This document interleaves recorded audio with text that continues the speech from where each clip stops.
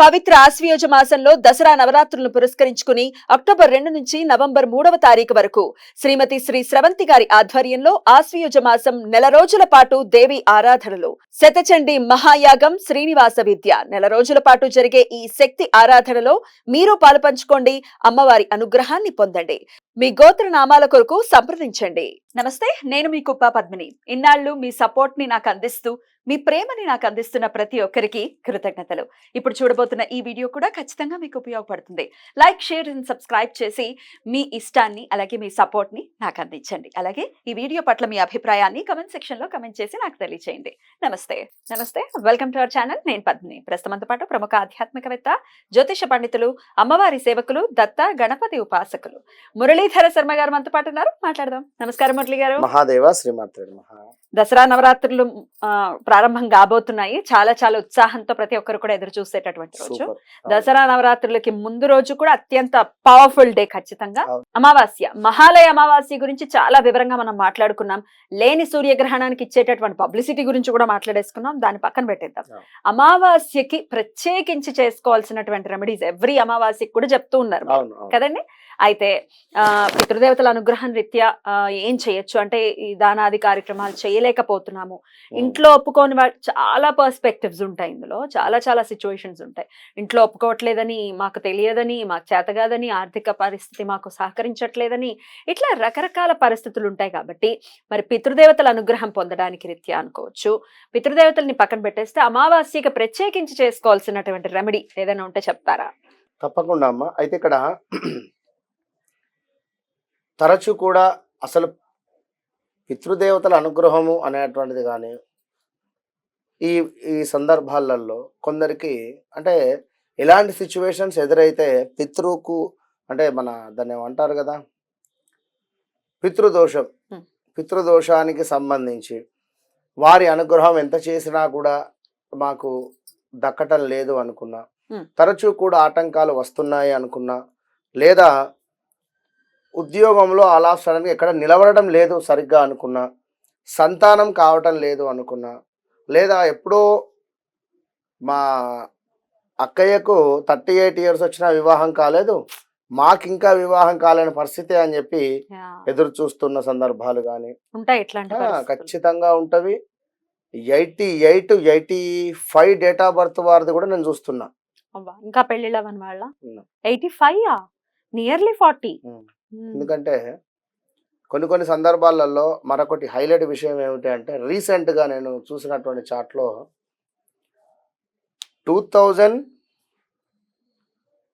సూర్యుడు వారి జాతక రీత్యా తులాలో ఉన్నాడు, శని వచ్చేసి మేషంలో ఉంది, శని మేషంలో ఉంది.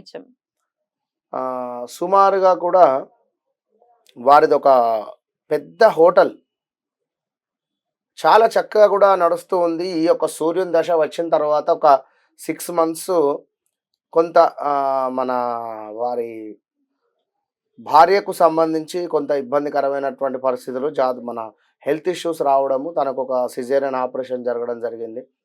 ఇక దాని తర్వాత కొంత బాగుంది అనుకునేటువంటి సందర్భంలో ఆల్ ఆఫ్ సడన్గా కొలాప్స్. సుమారుగా 1 కోటిన్నర ఆల్ ఆఫ్ సడన్గా. అవును, రీసెంట్గా 2023 11వ నెలలో సూర్యునిలో శని ఎంటర్ అయింది. సూర్యునిలో సూర్యుడు వచ్చినప్పుడు ఆమెకు ఆపరేషన్ జరిగింది. అటు పిమ్మట చంద్రుడు అదే ఇక అటు పిమ్మట నడుస్తూ ఉండగా సూర్యునిలో శని వచ్చింది. శని వచ్చేసరికి ఇది ఒక పితృదోషం కిందనే తీసుకునే పరిస్థితి వాస్తవానికి కూడా. ఇక్కడ శని నీచబడింది, సూర్యుడు నీచబడ్డాడు. ఈ టైంలో ఏమవుతుందంటే పెద్ద లాస్ ఏర్పడుతుంది. మరొకటి ఏమిటి, ఇంకొకరి జాతక రీత్యా పరస్పరం చూసుకుంటూ ఉన్నారు సూర్యుడును శని భగవానుడు కూడా. ఈ సందర్భంలో కూడా వారికి మంచి జాబ్లో ఉండగా అలా సడన్గా జాబ్ లాస్, జాబ్ దొరకకుండా ఉండే ఇలాంటి సిచ్యువేషన్స్ ఉండేటువంటి వారు కానీ, లేదా మనకు వివాహ ప్రయత్నాలు దగ్గర దాకా వచ్చి మిస్ అయిపోతున్నాయి. అరే అసలు మంచి సంబంధాలు కూడా వస్తూ ఉన్నవి, వారు ఏమీ చెప్పటం లేదు ఎదుటివారు. ఆల్రెడీ చూస్తున్నారు, అంకే బాగుంది అని చెప్పి అంటున్నారు, కానీ మరలా మనమా అడగలేము.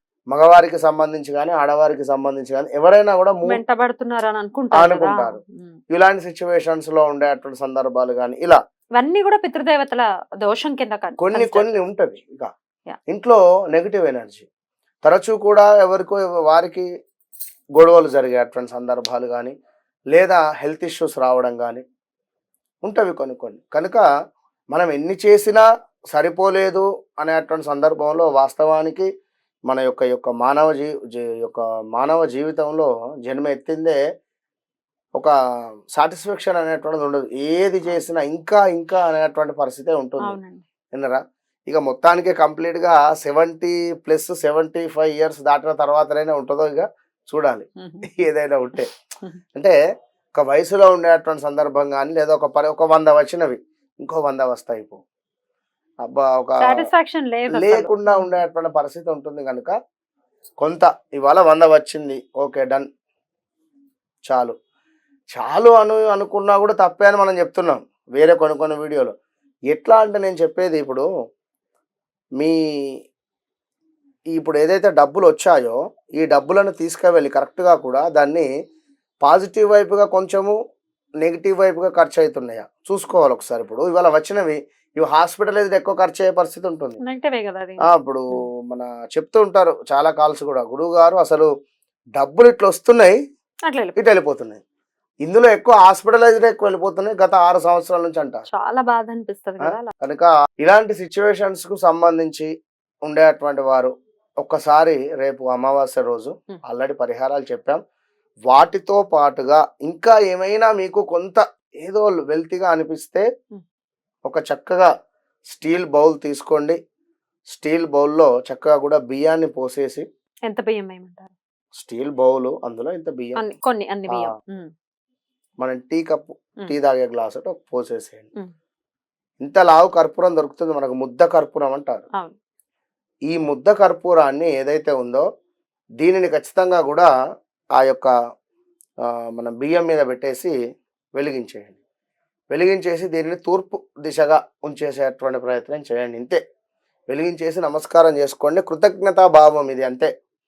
ఏం కృతజ్ఞతా భావము? ఈరోజు అమావాస్య, మహాలయ అమావాస్య, మీకు మీ యొక్క పేర్లను చెప్పుకొని పలానా బ్రాహ్మణులకు అన్నదానం కానీ వస్త్రదానం కానీ లేదా గోదానం కానీ మరొకటి ఇచ్చి ఉన్నాము, లేదా పలానా అనాథాశ్రమంలో భోజనం పెట్టి ఉన్నాము, పలానా వద్ద ఇది చేసి ఉన్నాము కనుక తప్పకుండా మీ ఆత్మ సంతోషించాలి అనేటువంటి భావనతో ఇప్పుడు ఏ విధంగానైతే మనం ఒక పూజ చేస్తున్నాం, పూజ చేసిన తర్వాత మంత్రహీనం క్రియాహీనం భక్తిహీనం పరమేశ్వర యత్పూజితం మయాదేవ పరిపూర్ణం తదస్తుమే అంటే, నేనైతే పూజ చేశాను పరమేశ్వర, కొంచెం మంత్రం ఏమైనా దోషం ఉన్నా, నేను చేసే అటువంటి క్రియ ఏదైనా దోషం ఉన్నా, భక్తి ఏదైనా దోషం ఉన్నా, నా యొక్క మనసు ఎక్కడికో చంచలంగా వెళుతూ ఉన్నా, దీన్నన్నింటికి దోష నివారణ సిద్ధ్యర్థం యథాశక్తి ఎంత నీకే సమర్పయామని చెప్పి ఎట్లయితే విడిచిపెడతామో, ఈరోజు మహాలయ అమావాస్య నేను తర్పణాలు విడిస్తేనే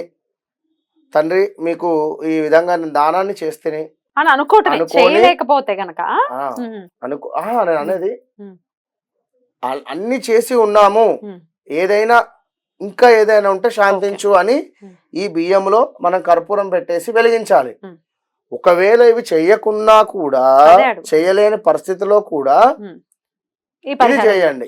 నేను అవన్నీ చేయలేకపోయాను, ఇందుకు కొంచెం శాంతించండి. 2 రకాలుగా ఉపయోగపడుతుంది అని చెప్తున్నాను. ఏ టైంలో చేయమంటారు? రాత్రికి చేయాలి.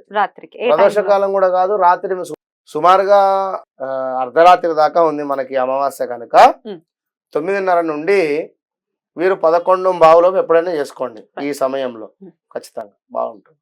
రైట్, అద్భుతం అండి. చక్కటి పరిహారాన్ని సూచించారు. డెఫినెట్ గా ఇది చేసుకుని వారి పితృదేవతల అనుగ్రహాన్ని పరిపూర్ణంగా పొందండి. ఇంక ఇది లాస్ట్ అయిపోయింది. మళ్ళీ నెక్స్ట్ సంవత్సరం అంటే మళ్ళీ భాద్రపద మాస అమావాస్య వచ్చేంత వరకు కూడా అద్భుతంగా దసరా పండుగ జరుపుకోవాలి మన వాళ్ళని మనస్ఫూర్తిగా కోరుకుంటూ, దసరాల గురించి అమ్మవారు వచ్చేస్తున్నారు కాబట్టి అమ్మవారికి సంబంధించి మాట్లాడుకుందాం నెక్స్ట్ వీడియోస్ లో. థ్యాంక్ యూ అండి. నమస్తే.